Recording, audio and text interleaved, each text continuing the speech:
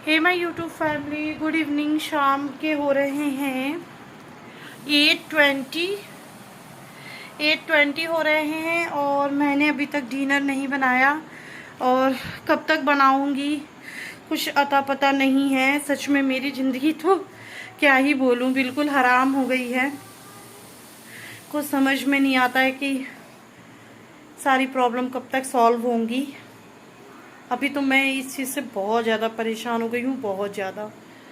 अभी मैंने अपना सारा काम फिनिश किया यूट्यूब वगैरह का, और आफ्टरनून का जो बर्तन था ना हम लोगों का लंच का, क्योंकि कल बाबू जब स्कूल से आते हैं तब लंच करते हैं 1:45 या 2 PM तक। तो फिर उसके बाद उनको सुलाना भी रहता है, क्योंकि अभी पहले वो डांस क्लास जाते थे तो फिर उनको उठाना भी रहता था। अभी तो वो नहीं जाते हैं तो पढ़ाई कर लेते हैं, थोड़ा रेस्ट कर लेते हैं, क्योंकि अभी हमारा जो कूलर है ना वो भी ख़राब हो गया है। और ख़राब से मतलब है कि उसको चेंज ही करना पड़ेगा। तो मैं सोच रही हूँ कि अब तो वैसे भी मानसून का सीज़न है, उसके बाद फिर सर्दियाँ स्टार्ट हो जाएंगी, तो मैं क्या ही पैसा उसमें इन्वेस्ट करूँ, क्योंकि अभी हम लोगों को गांव भी जाना है। तो बहुत चीज़ देखनी होती है। जब घर में एक कमाने वाला होता है ना तो सब तरफ से सारी चीज़ों को देखना पड़ता है। और तो इसी वजह से बहुत ज़्यादा घमौरियाँ और ये सब प्रॉब्लम हो गया था। तो फिर हम मतलब कार्तिक जब स्कूल से आते हैं तो आफ्टर लंच में उनको सुला देती हूँ जल्दी से, क्योंकि रेस्ट भी ज़रूरी है। सुबह का बच्चा उठा रहता है 6 बजे का।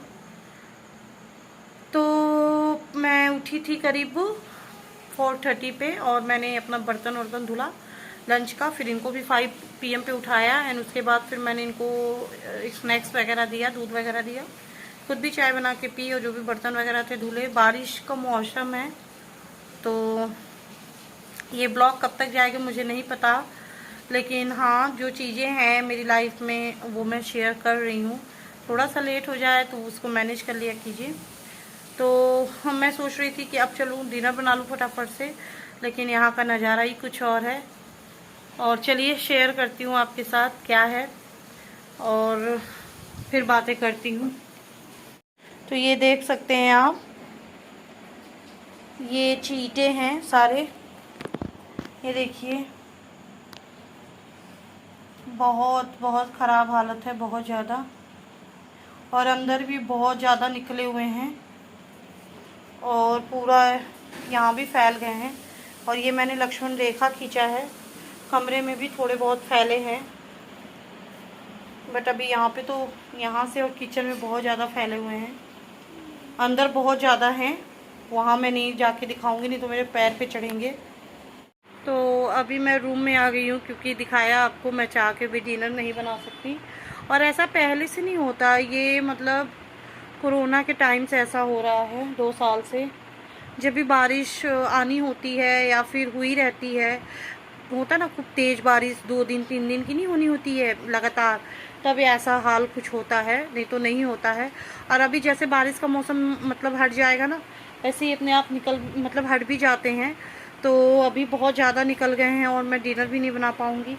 इस वजह से मैंने लक्ष्मण रेखा ड्रॉ किया है और उम्मीद करती हूँ कि जल्दी से प्रॉब्लम सॉल्व हो, मैं डिनर बना लूँ, क्योंकि बाबू को जल्दी खिला पिला के सुलाना भी है एंड मैं भी रेस्ट करूँगी। बहुत थक गई हूँ सुबह से, आफ्टरनून में भी मैंने रेस्ट नहीं किया था आज। देखती हूँ कब तक ये प्रॉब्लम दूर होती है।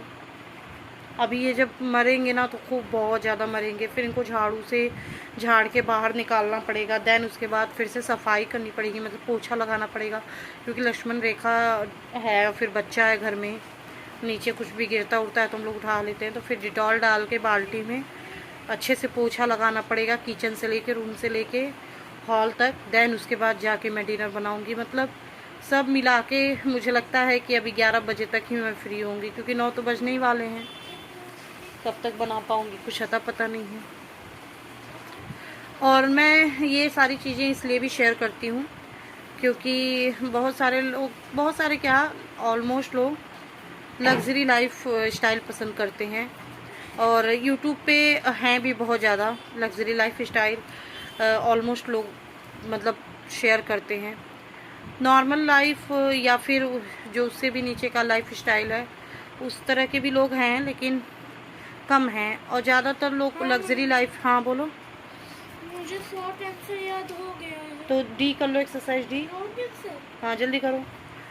तो लग्जरी लाइफ लोग ज़्यादातर लोग पसंद करते हैं, लेकिन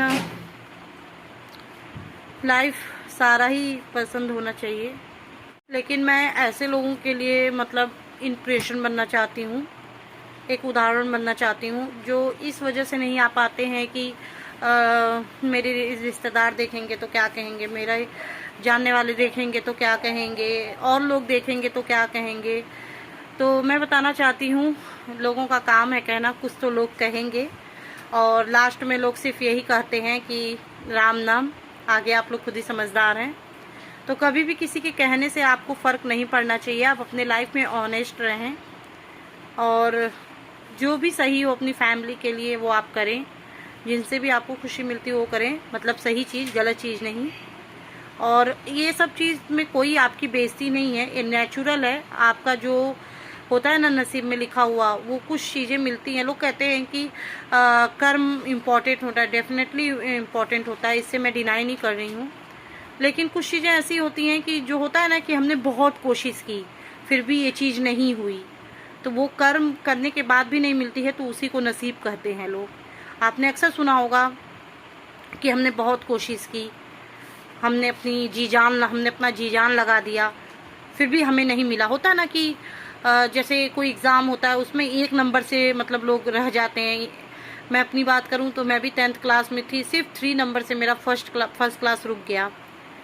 क्या वो 3 नंबर मुझे नहीं मिल सकता था? मिल सकता था, क्योंकि 3 नंबर इतना कोई वो नहीं है कि मैंने सारा सही लिखा था तो 3 नंबर से रुकता, लेकिन वो मेरे नसीब में नहीं था।